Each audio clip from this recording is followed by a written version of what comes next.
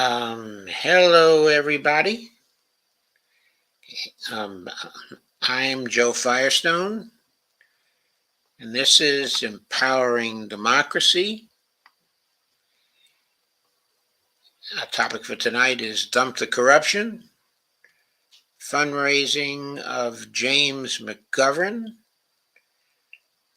Frank Pallone, and Sidney Kamlager-Dove.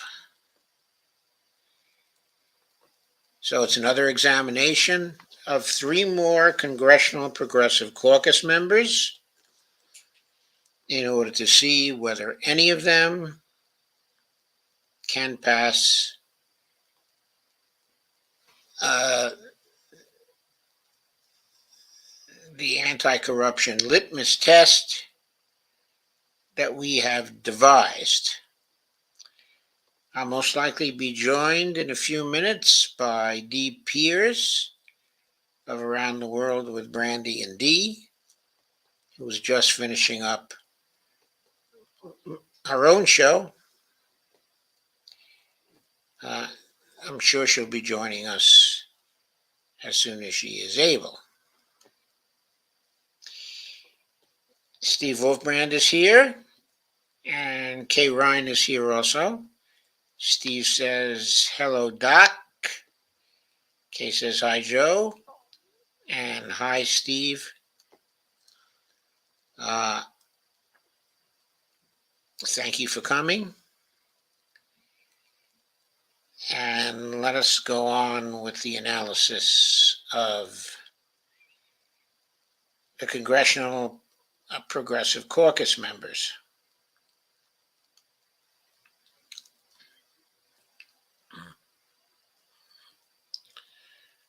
First of all, James McGovern from the Massachusetts 2nd District. Here is summary data from his 2022 run.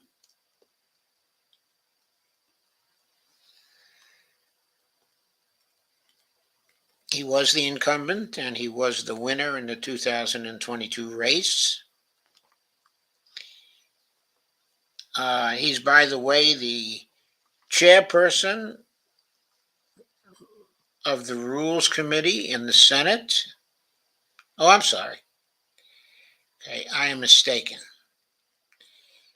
Okay, he's in the House.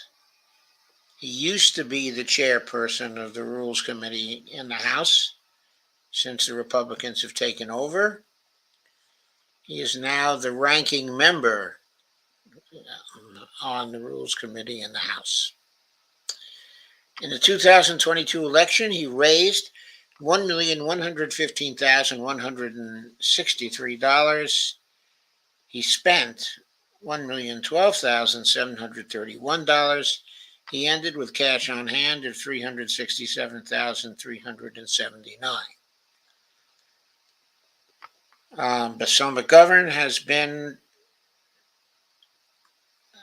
the congressperson of that district for I don't know how many years. It has been a long time.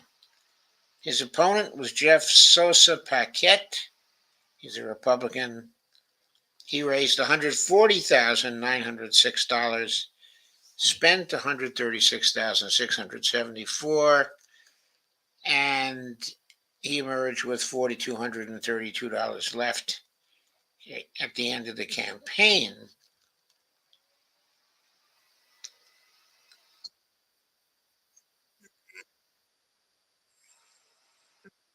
I'm sorry, I clicked the wrong thing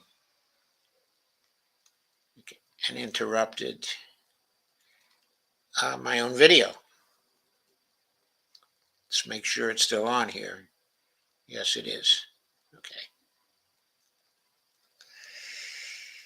So there was some outside spending for the candidates. $18 for McGovern and $8 was spent in opposition to Tracy Lavorne, who was the Republican candidate in the primary. So altogether, there was $26 of outside spending in this particular race. Not much outside spending at all. Let's look at the candidates tab, where we will find James P. McGovern winning with 66% of the vote.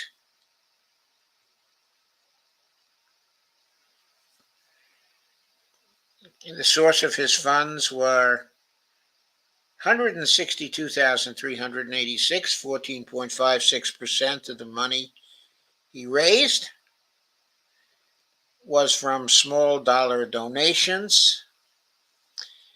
$606,000, 54.35%, was from large individual contributions, and $346,650 came from PACs. That was 31.09% of his contributions.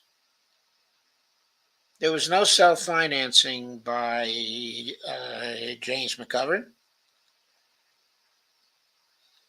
There were other dollars, $15 contributed, that fit into the other category.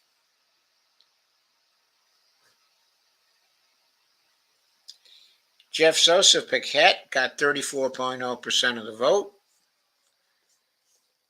which is not too bad considering he had roughly 1/10 of the money, well, maybe 1/9 of the money that his opponent, Congressman James McGovern, had. His small individual contributions were only $14,923. His large contributions were $26,365. PAC contributions, $4,218. His self-financing was $95,400. So when it comes to McGovern, he clearly fails to pass the litmus test because he had so much in large individual contributions and in PAC contributions.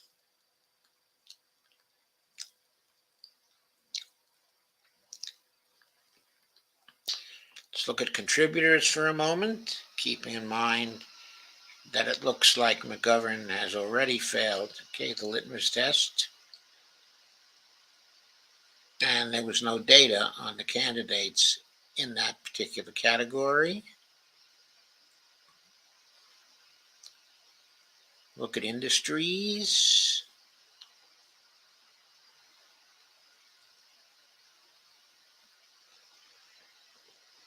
Lobbyists supported McGovern, $81,943, as you would expect them to do for the chairman of an important committee in the Congress, because at the time he ran last, he was still the chairman of the Rules Committee.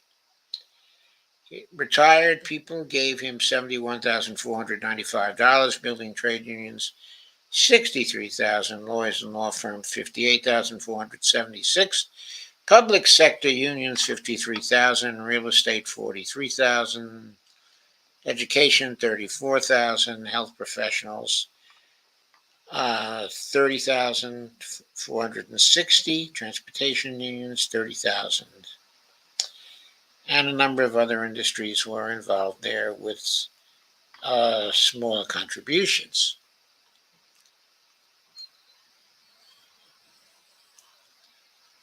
Let's go to sectors.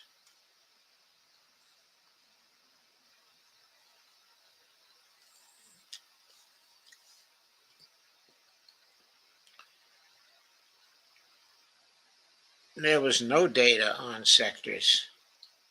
That's unusual. We haven't seen much of that before in going over the breakouts of these funds.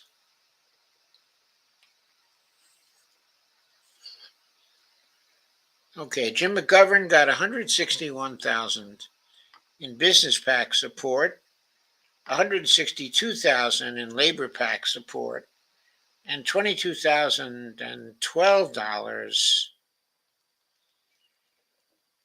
in ideological PAC support. Of course, the contributions he got were overwhelming relative to what Jeff Sosa Paquette got.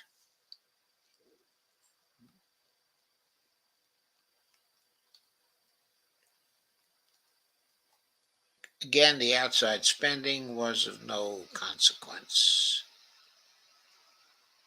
He got very small contributions from the Planned Parenthood Vote Super PAC, $16, and from the Sierra Club Independent Action, $10, $26 altogether. So, to summarize, Congressman McGovern didn't pass the litmus test.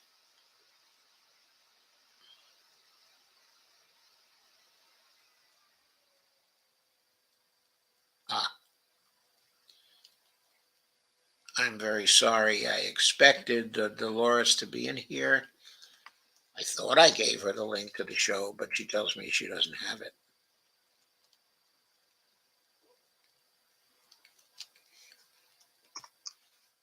I know I gave it to her. She just didn't go back far enough in the Facebook conversations. But in any case, she has it now for sure. So,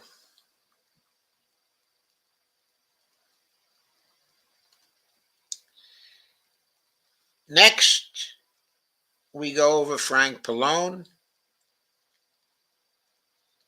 Hang on a second. I will let in Dee. Frank Pallone. Hi, Dee. Hi, how are you? Hang on a second. I'm very good. Thank you. Yes, I'm lower my phone. I was listening to you on my phone. Okay. Steve Wilbrand says another one bites the dust. Robert Copeland says another failure. And Robert Copeland says, hi, Steve. Okay. So let's get back. We're starting on Frank Pallone, the congressman from New Jersey, one of the bosses of New Jersey. He's from New Jersey, Congressional District 6. And the summary data shows that he raised $3.1 million. He spent close to $3.8 million. He was left with cash on hand of $2,686,743.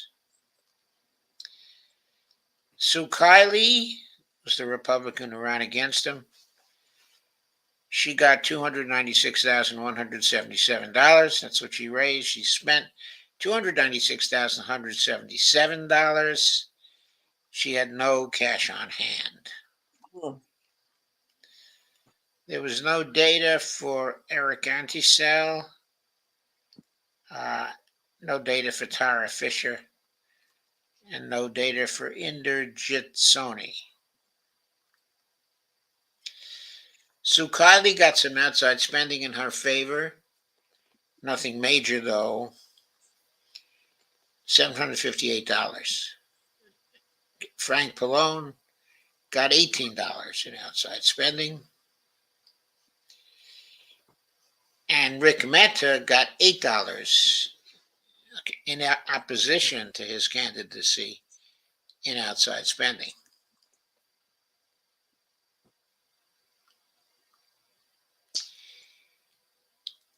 Just to note, Frank Pallone had more than a 10-to-1 advantage in financing.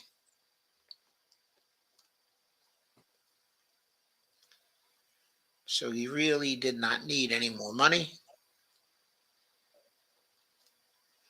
We go to the candidates tab.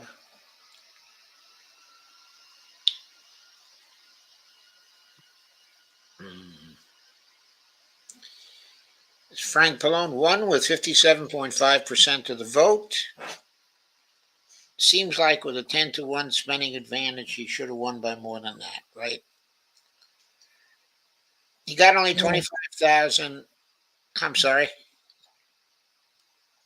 57.5% of the vote. Yeah, 57.5% of the vote. I was suggesting he should have gotten more considering the 10-1 money advantage that he had in the campaign. Yeah, he spent a lot too. Yes, he spent a lot of it. He spent more than he raised. And still he was left with an enormous war chest accumulated from previous elections.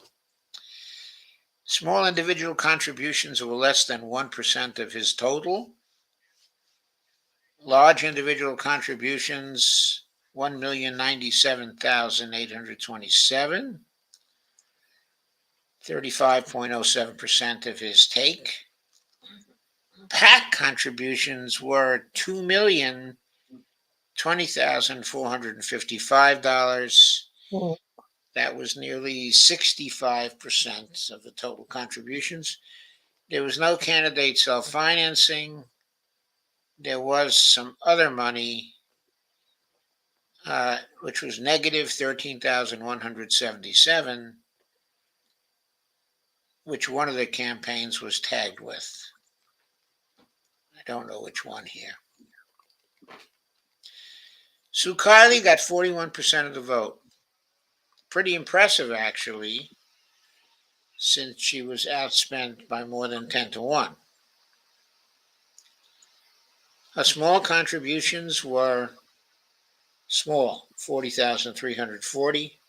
Her large contributions were 227,307. Her PAC contributions were 31,800. Okay, and 10.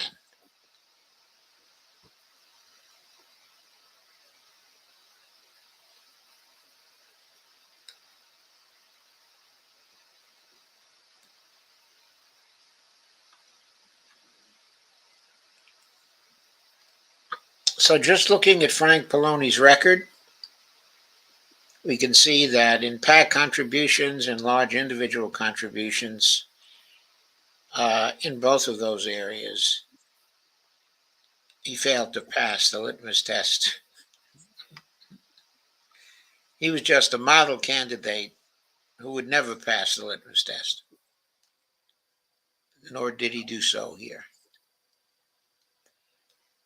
So let's see if we can find out anything interesting from some of the other tabs.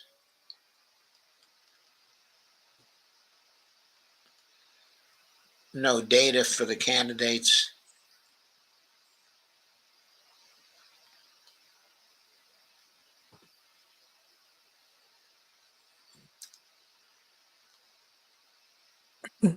Steve says another one bites the dust. Another one bites the dust. Yeah, another one. It's quick for them to bite the dust. Frank Pallone got a lot of money from health professionals, 322,500, and from pharmaceutical companies, $194,460. Between those two vested interests, he got more than $500,000. Mm-hmm. So you can expect him to not be a supporter of Medicare for all. He got big bucks from electric utilities as well, 188,500, and lobbyists, 175,650. Lawyers and law firms, 159,060. Health services and HMOs, 140,800. Then substantial money from telecom services, 86,450 from real estate. $84,450 from hospitals and nursing homes. I'm going to turn to the sectors now, see what it looks like when it's aggregated a little more into the sectors.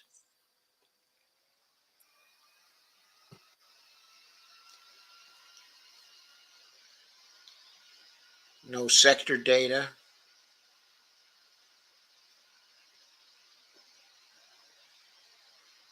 The PAC data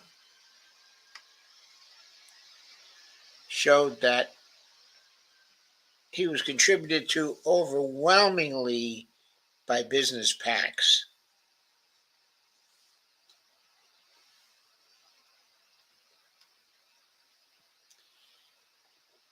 He got $1,718,800 from business PACs. Only $234,000 from labor PACs and $45,666 from the ideological PACs. So that really tells you where his money was coming from.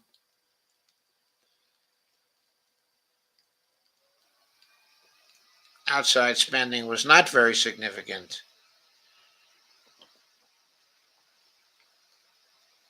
So you don't have to worry about that. So, as everybody is saying, Frank Pallone bites the dust too. He raised an enormous amount of money from PACs and from wealthy individuals, or certainly well-off individuals. So any comment at this point in the proceedings, Dee? It just seems we're consistently seeing the same thing over and over and over again. Yes, I think we are. I think one important point to conclude from all this is that it has become institutionalized that people who call themselves progressive Democrats will have most of their financing based on well-to-do people who can afford to make contributions of more than $200 to a campaign, and also from PACs, which will contribute anywhere from 1/3 to over 50% of the money the Democrats raise. Then when we look at the issues, Medicare for all, you can clearly see why there is a problem in getting that passed. Yes. As the old saying from Little Abner goes, the comic from long, long ago, as any fool can plainly see. Yeah. So there we are. Next, we move to California, and a congressperson by the name of Sidney Kamlager-Dove. That's what she's called when you look at the CPC caucus page. Okay. But officially, to open secrets, she is Sidney Kamlager. So in the 2022 campaign, she raised $1,208,490. Excuse me. You're not up on the screen. I'm sorry. It's not up on the screen. Thank you. You're welcome. Yeah. I do need to show that on the screen.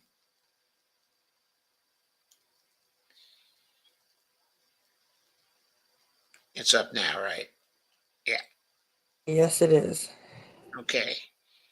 So Sidney Kamlager-Dove, or Sidney Kamlager, whichever you prefer, was from California District 37, is now the congressperson from California District 37.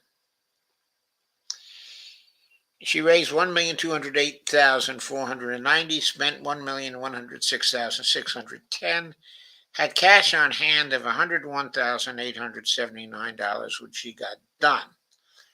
She had stiff competition in the fundraising department from Jan Perry. I don't know at this point if that's a female Jan or a male Jan. But anyway, she raised $707,743 and spent $705,349, ended with cash on hand of $2,394.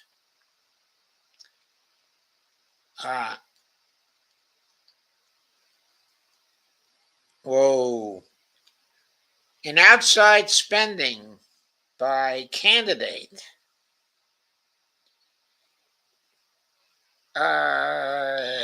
Sidney Kamlager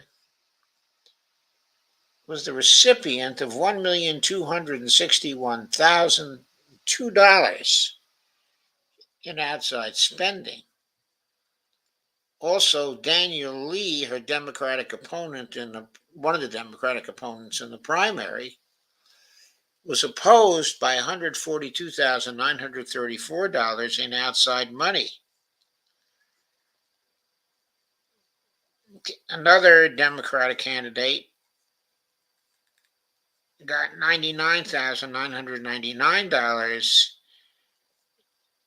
in support from outside spending, and Jan Perry got $93,667 in outside spending.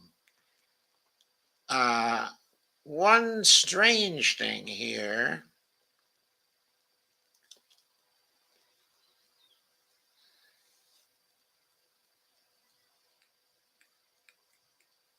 I see Jan Perry was another Democrat and not a Republican. There was evidently no Republican opposition to Sidney Kamlager. She was not the incumbent. This was an open seat. But the district was so Democratic that there wasn't any Republican opposition, suggesting most of that money for Jan Perry was probably spent in the primary.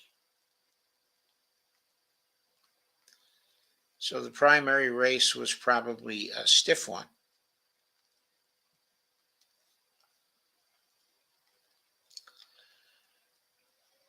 When we look at the candidates page,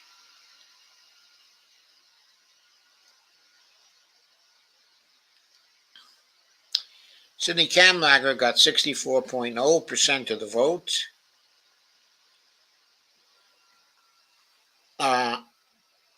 Most of that money came from large individual contributions and from PACs, and from the other category, of course, we saw the super PAC figures just now, and there was a decent amount of super PAC money for Jan Perry, but also for Sidney Kamlager. Jan Perry had small individual contributions of $52,096, but very large individual contributions of $629,000 as well. The PAC contributions for Jan Perry were very small, suggesting she was an insurgent, or he was an insurgent candidate, and wasn't supported by the Democratic PACs.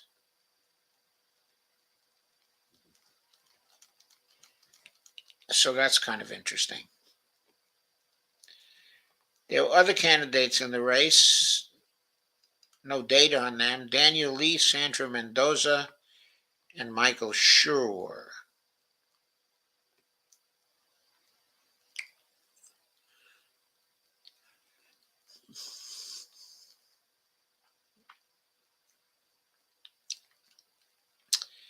Looking at contributors. By the way, it's clear already that Sidney Kamlager, both from the PAC category and from the large individual contribution category, has also failed to pass on the litmus test. There's no data here for the top contributors.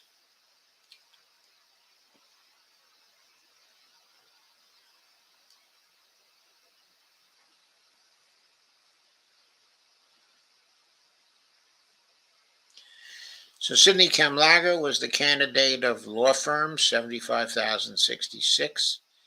Building trade unions, 62,900. But Democratic/liberal groups, 61,416.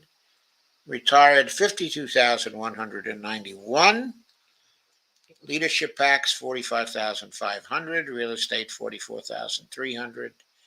Health professionals, $40,775.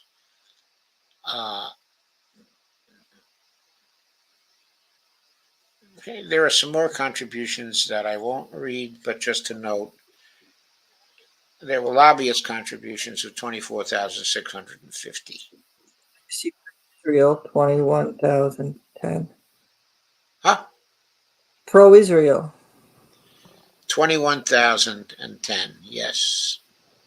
The women's issues and Yeah, those were relatively small contributions compared to the earlier ones from lawyers and law firms, building trade unions, Democratic liberal groups. Okay, retired, they're much larger than those later contributions. Let's see if they have a sector breakdown here.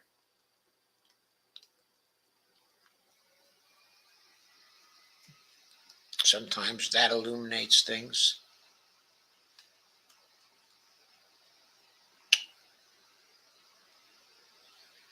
Nope, no sector data here.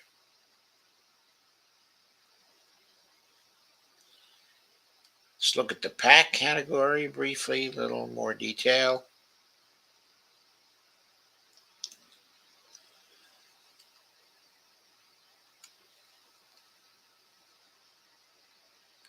So, there were business contributions for Sidney Kamlager. Business PAC contributions, 112,700. From labor PACs, 172,400. Ideological PACs, 154,900. For Jan Perry, PAC contributions just came from business to the tune of $25,000. So that's not much. Let's look at the outside spending. That might show some interesting things here.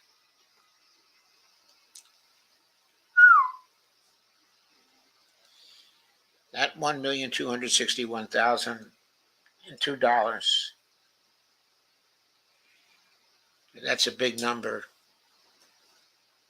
for outside support.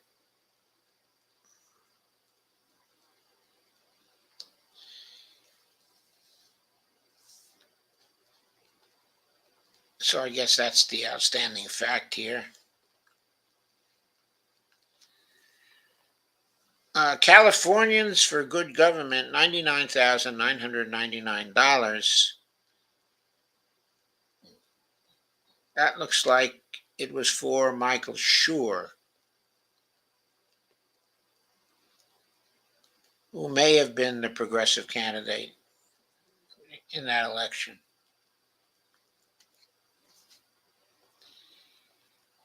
Dow for America got $151,710 from a carry committee. Also, Democratic Majority for Israel, DMFI, the primary group that defeated Nina Turner in her race. It's a carry committee. It spent $231,283 on Sidney Kamlager. I'm betting.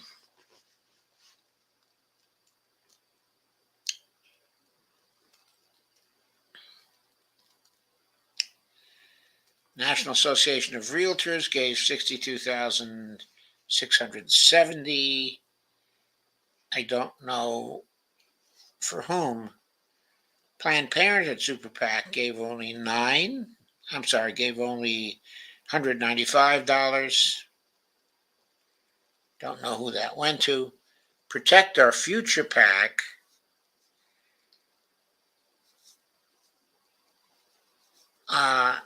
is defined as a carry committee. It gave $500,000, $500,970, most probably to Sidney Kamlager.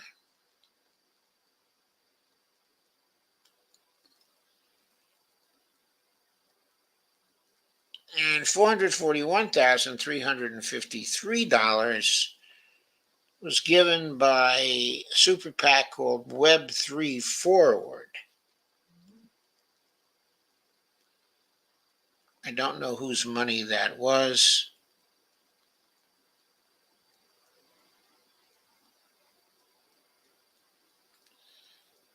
Since it was a $441,353 contribution, it could not have been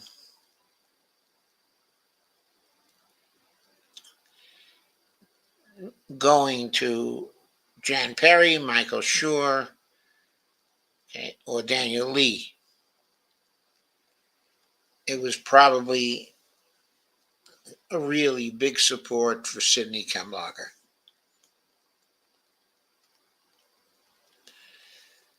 So once again, there's failure of the litmus test. Sidney Kamlager fails it on 3 grounds. Very much of her money came from well-off people. Also, she got considerable PAC money, as we noticed earlier.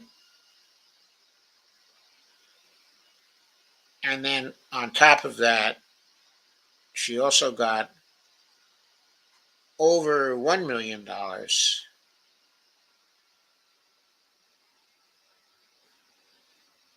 in outside group spending for her, including $500,000 from the Protect Our Future PAC and $441,353 from Web3 Forward PAC. So just those 2 super PACs, well, one was a carry committee, one was a super PAC, just those 2 gave a great deal of money to Sidney Kamlager and helped to get her victorious so she could run in the primary. So she could run in the general election. So that's the way it is, folks. 3 up and 3 down. Showing. Yep, I like what Steve says, that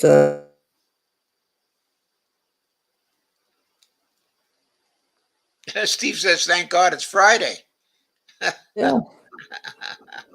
He says, Joe has the goods. Yep, you sure do, Joe.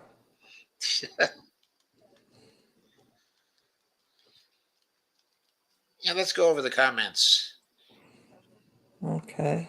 Robert says, Steve, I think all the people on Congress will bite the dust. Mm-hmm. Robert Copeland said, should be in Congress. Steve Wolfbrand says, Robert, another atmospheric river coming. Yeah, I've been noticing that.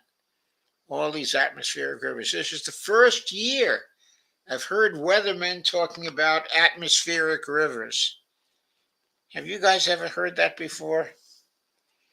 Robert Copeland says, wait until you see the 2024 elections, as there will be a lot of spending going to happen. I know. Robert Copeland says, Steve, do you know when it's going to happen? Steve says, Robert, Monday, Tuesday, Wednesday, Tuesday should be the worst. Robert says, I'd love to see what Kevin Kiley got, as he was terrible in the state assembly before he ran for Congress. As Steve says Robert, another one bites the dust. Steve says, these people are bought and paid for. Steve says, TGIF. Thank God it's Friday. Steve says, Joe has the goods. Steve says, again. Steve says, I've never heard of any of these PACs. Yeah, a lot of the PACs and super PACs are new. On that note, let me do this. I didn't expect to do this, but we might as well do it, because we've got the time and it'll give some perspective on these results. What am I looking for here?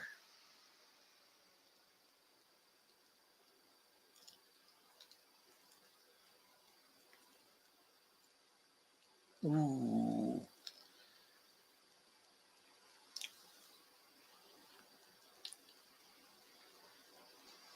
Oh, come on. I'm looking for a particular article. Visit Open Secrets News.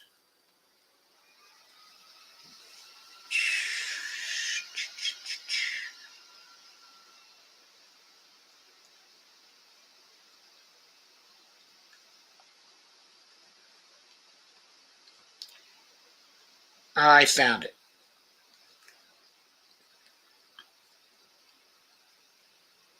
Okay.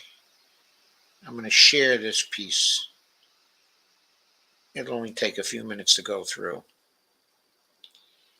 This was stimulated by Steve Wolfbrand's comment.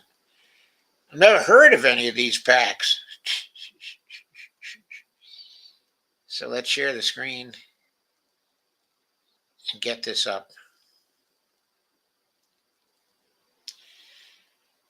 This is written by Taylor Giorno and Harshon Ratanpal on March 15th for Open Secrets. Quote, pop-up, unquote, super PACs poured millions into high-stakes congressional races without disclosing their donors ahead of the 2022 election.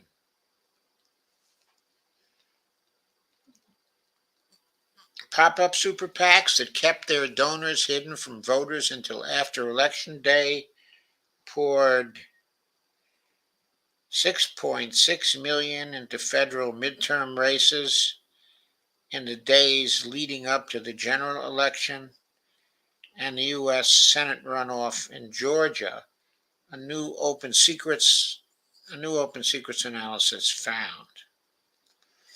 Super PACs are required by federal law to disclose their donors, but pre-general reports to the FEC only cover political contributions through October 19th, 20 days before Election Day. By launching a new super PAC just before an election, political actors can avoid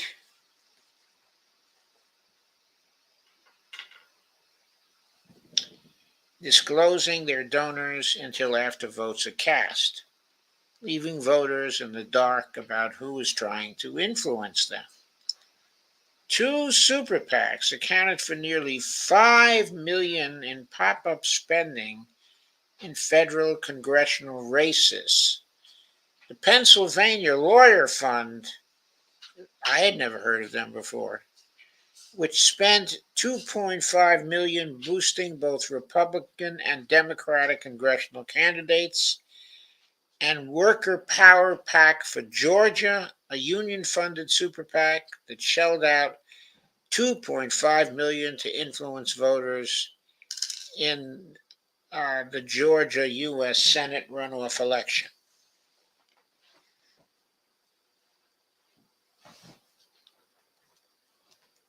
The Pennsylvania Lawyer Fund filed a statement of organization with the FEC on October 28th, 11 days before the November 8th general.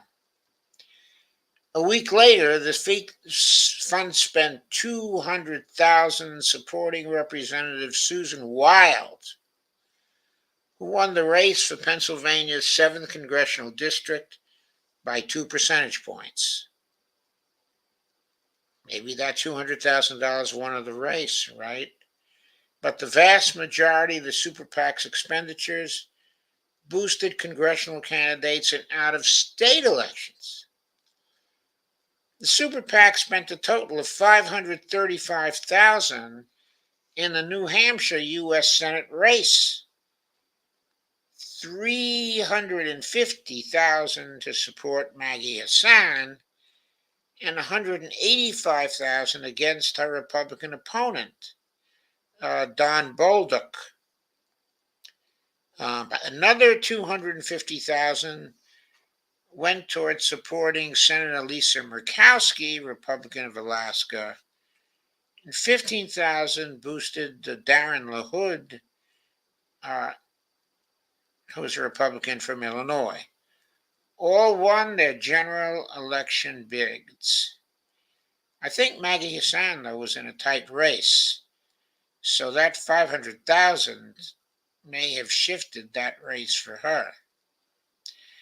The fund, that's the same fund, also spent $500,000 each to boost the campaigns of Senate Majority Leader Chuck Schumer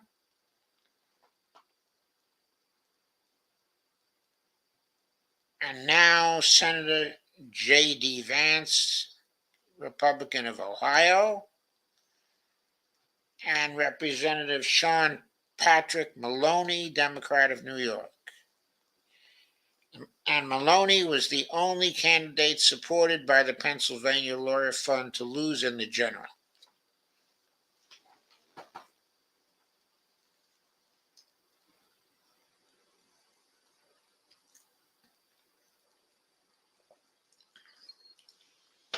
I mean, who would think that, Chuck Schumer has been around a long time, would need extra funding?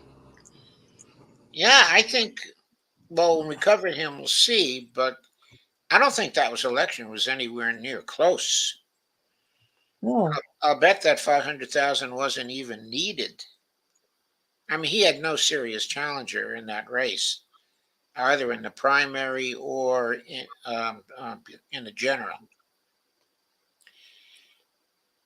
The Pennsylvania Lawyer Fund is entirely funded by Raymond LaHood, an immigration lawyer in Allentown, Pennsylvania.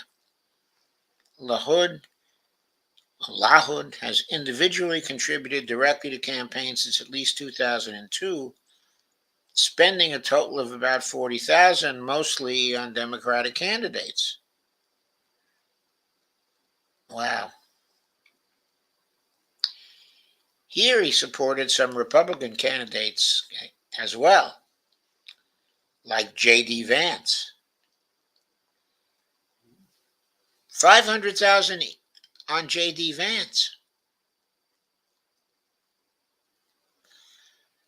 Quote, when it comes to candidates, I always look at the person who may be running in cases that matter or campaigns that intrigue me and their potential in terms of what they could do over their years of service there, LaHood said.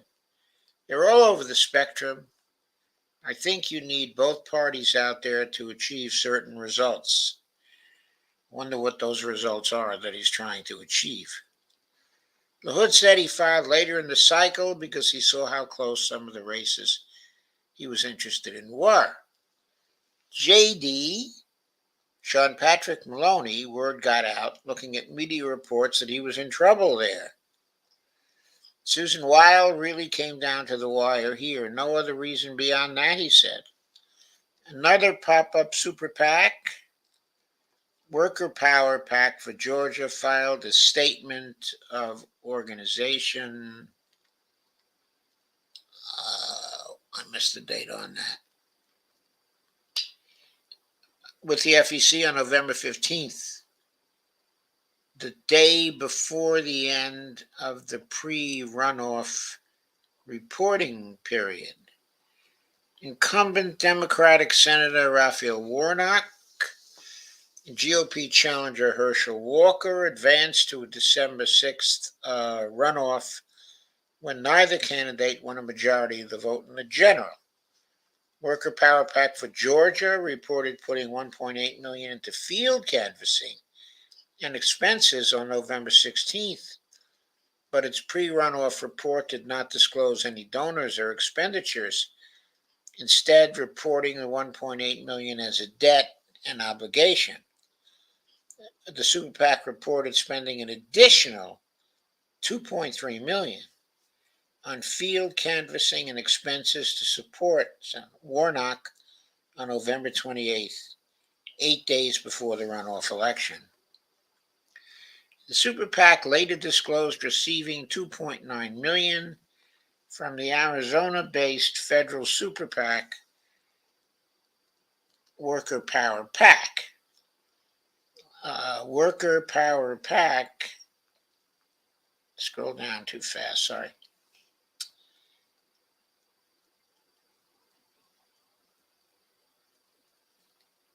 Okay, Worker Power PAC, no, I think it's, yeah. The Super PAC later disclosed receiving $2.9 million from the Arizona-based federal Super PAC, Worker Power PAC. Worker Power PAC is primarily funded by Unite Here PAC, which is almost entirely funded by Unite Here, a labor union representing workers in the hotel, airport, transportation, gaming, and textiles manufacturing industry. The fundraising page for Unite Here Local 23, the Georgia chapter of Unite Here, directs donors to a page saying their contribution through Act Blue will support hospitality workers impacted by the COVID-19 pandemic. Worker Power PAC for Georgia reported receiving an additional $100,000 from the Los Angeles County Federation of Labor 1 day after the second field canvassing expenditure.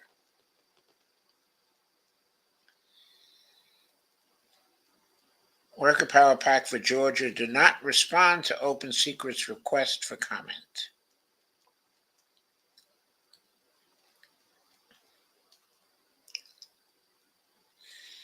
While Democrats had retained control of the U.S. Senate by the time of the runoff, political spending during the runoff put the Georgia Senate race past Pennsylvania's U.S. Senate contest to claim the total of the most expensive of the 2022 election cycle. So in other words, the Fetterman-Dr. Oz race was the most expensive one until the extra spending was done in the runoff in Georgia. Another pop-up Super PAC, Relay, spent $500,000 on voter outreach and turnout supporting Warnock on November 27th, the day before early voting started in Georgia. Relay filed a statement of organization with the FEC on November 13th and did not disclose any donors in its pre-runoff report. Relay disclosed several donors in its post-runoff report. The top donors, America Votes Action Fund and Susan Mandel, each contributed $250,000. Susan Mandel and her husband, hedge fund manager Stephen Mandel, contributed at least $17.7 million to left-leaning outside groups and federal candidates during the 2022 midterms, according to Open Secret's data.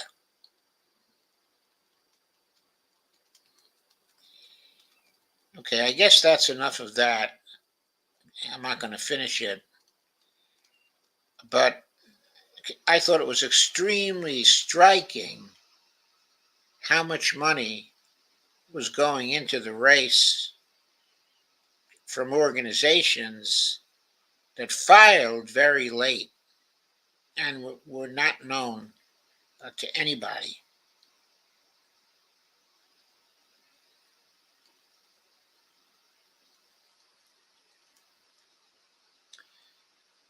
So anyway, I think I'm going to stop here.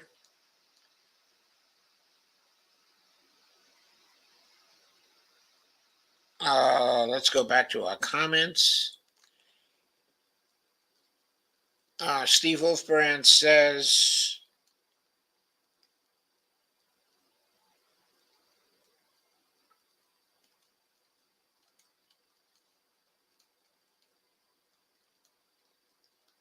okay, says packs for everything, Steve. Steve Wolfbrand says, Doc, you should look into UFOs.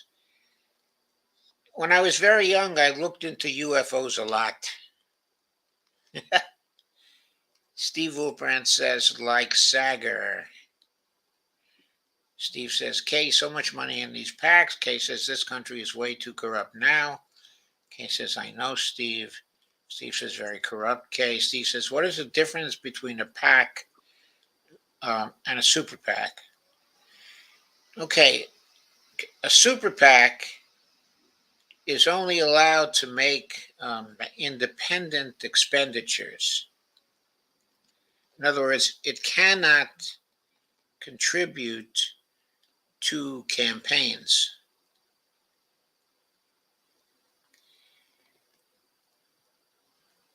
It is outside spending, not a part of campaigns, at least in theory. Of course, there are all kinds of questions about whether there is coordination in various races across the country. There's clearly been coordination between the campaigns and the super PACs.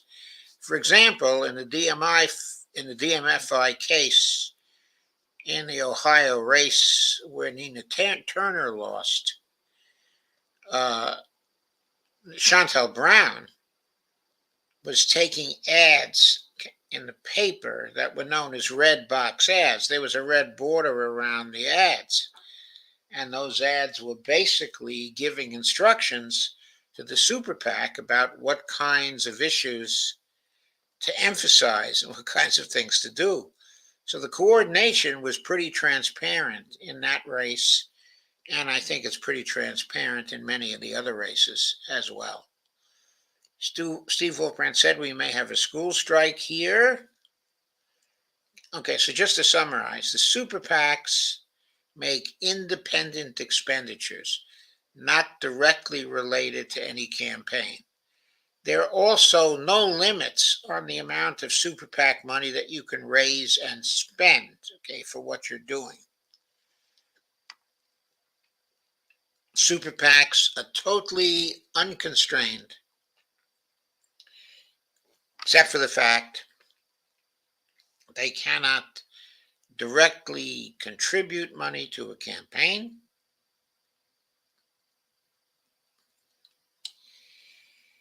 And they do have to, after the campaign is over, they have to report on who has made contributions to them over $200. So later on, you can see who made the big contributions. But it doesn't do any good before you have to vote,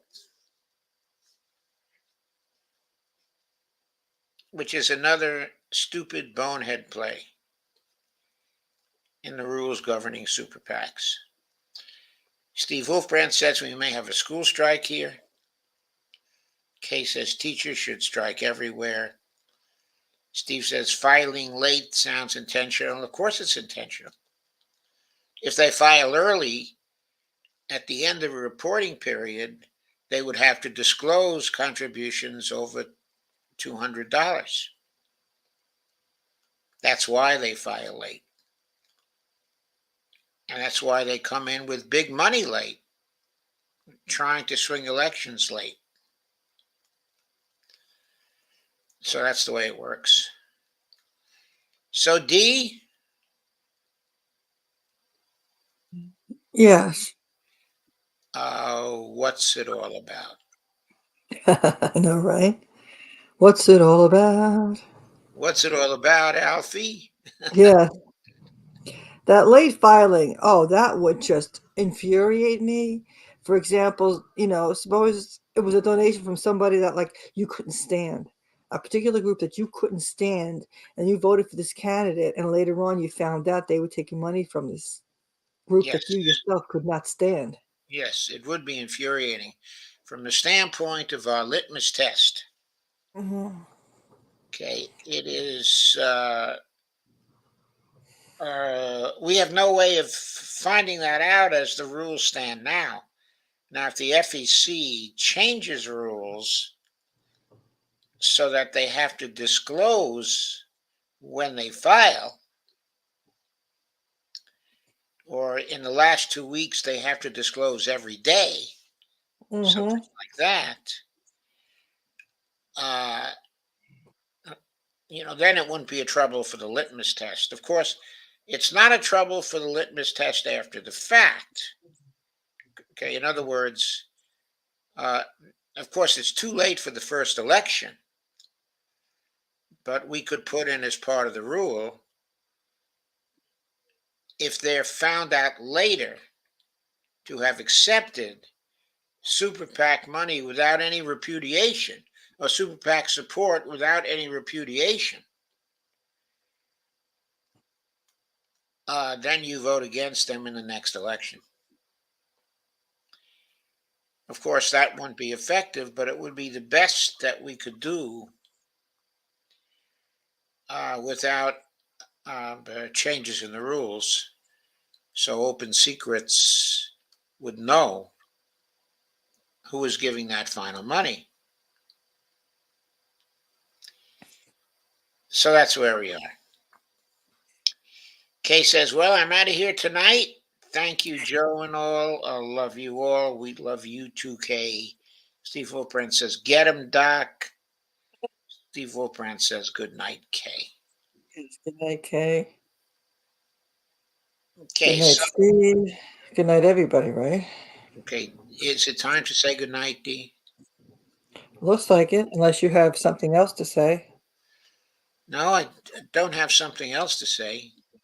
I think we've done it for tonight. But that last article, wasn't that striking? Mm-hmm. How much money came in late? Right. I mean, that was really a devastating article. And to me, especially people that have been around, like you had McCoskey in Maine, and then you had Schumer. This last minute money just is very sneaky. Yeah, the last minute money for Hassan, in New Hampshire. Yeah. Yeah, Maggie Hassan. That was. It's all very sneaky. It's all very sneaky. They're deliberately trying to get around the idea of transparency. They're violating the people's right to know. Yes, they are. And we have to find a way to punish them for that.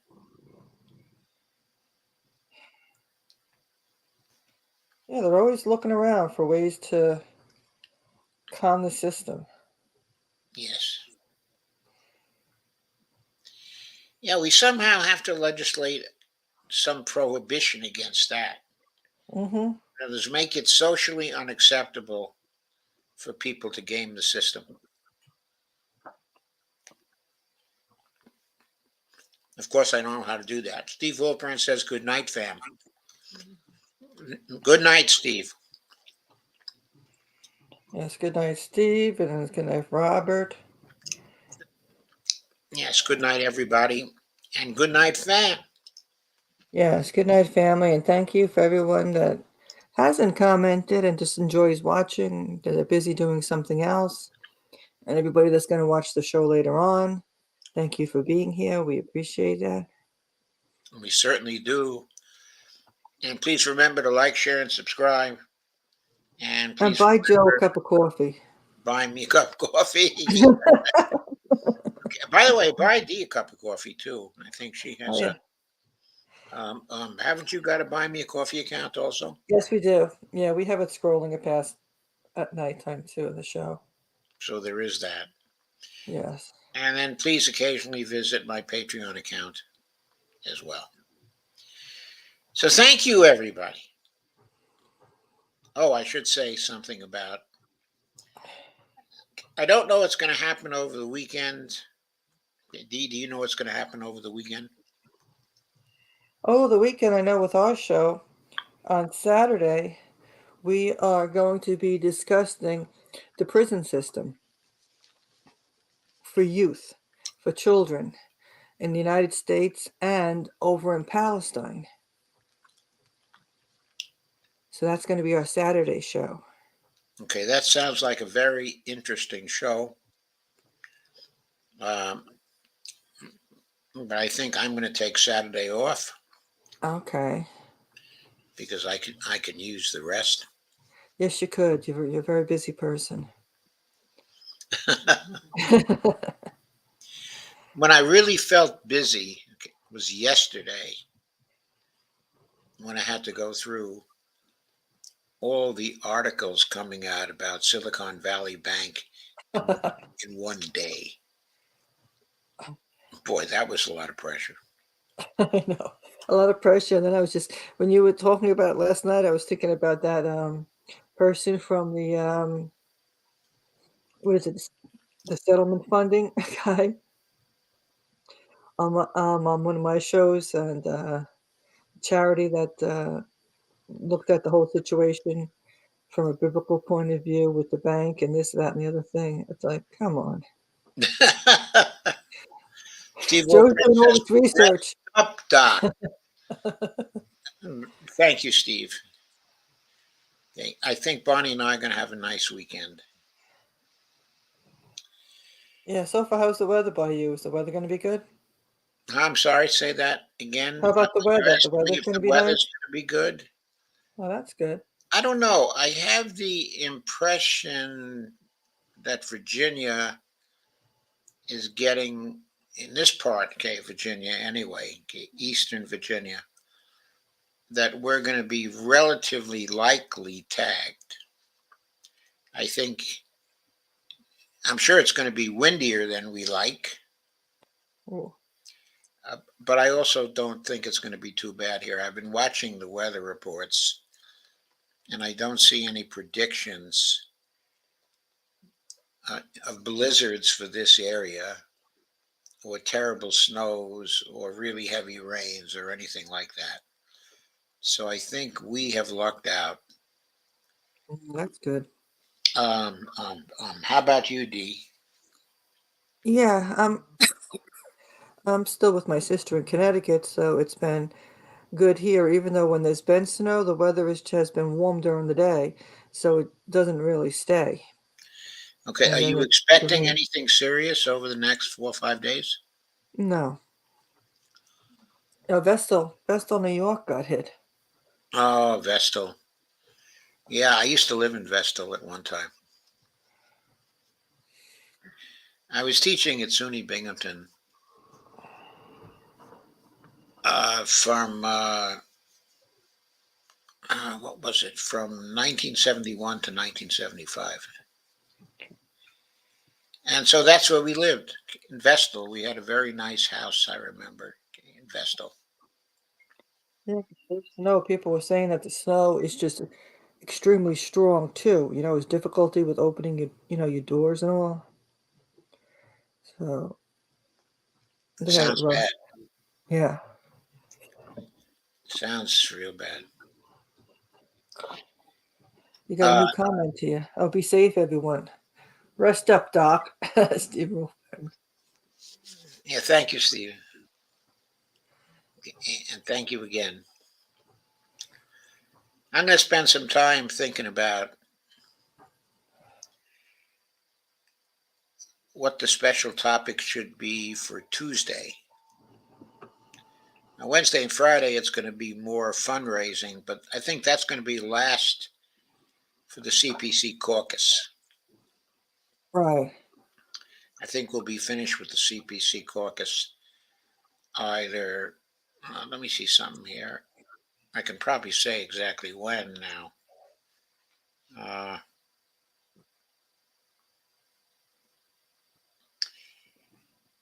We may be through with the CPC caucus by Wednesday of next week. Okay, then we go on to another group. Yeah, I think we're going to go on to regular Democrats, but we're just going to sample some of them. Say maybe sample 15 or something like that. Okay. And maybe do the same with the Republicans. But maybe break the Republicans into two groups, like, general Republicans, and then go over Freedom Caucus Republicans. It would be interesting to see if there's any difference in the fundraising pattern between those two groups. Okay. So we'd probably still have a few weeks to go in the fundraising department before we go on to issues and things like that.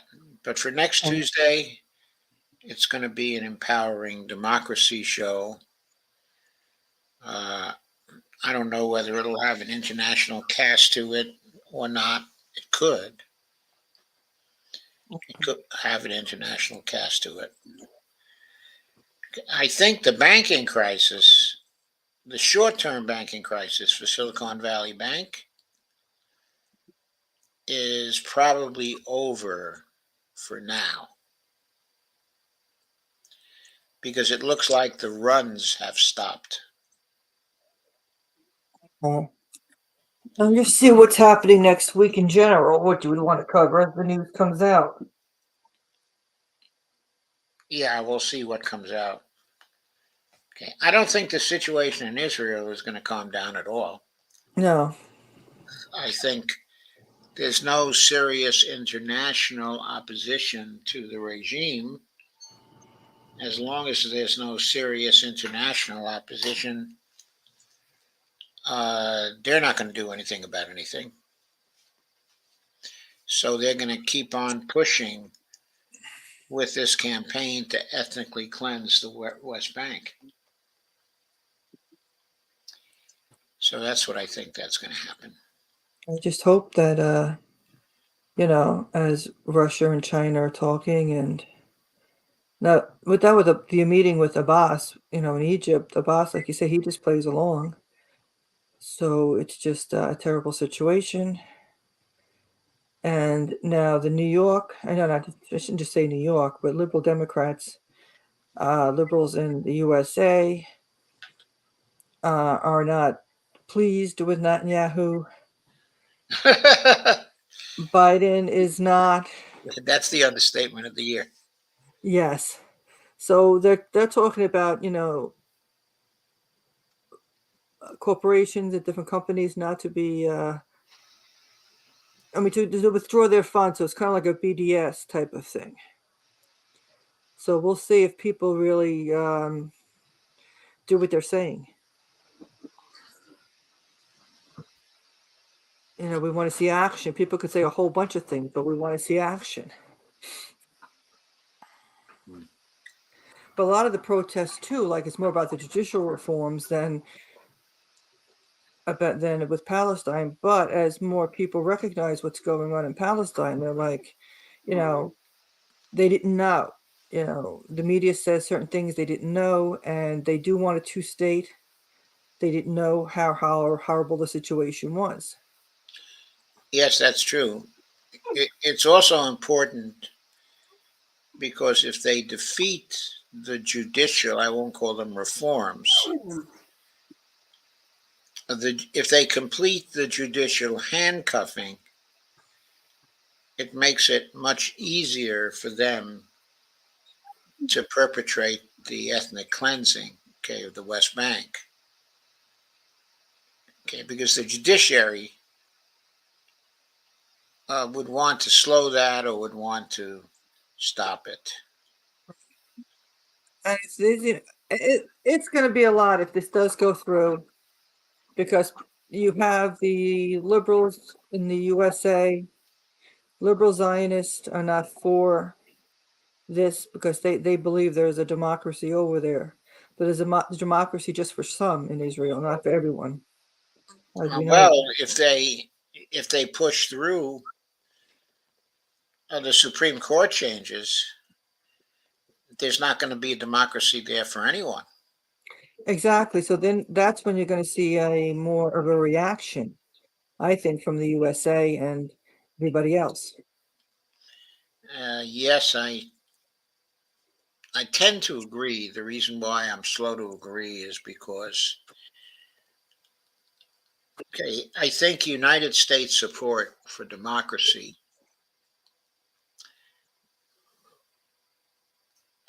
when it comes to the people who are running our regime here is terribly dishonest Oh, yes. and doesn't really exist. So there's going to be a lot of pressure on them to do something because they can't pretend there's a democracy in Israel any longer. But, they're trying to end the democracy here as well. Yes. Somebody's crying here. I gotta go check that in.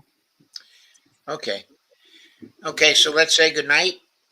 Yes, good night. Okay, good night. Oh, Steve says, watch Abby Martin interviewing regular Israeli people in the Yes, street. we've seen that. Yes. That is very good.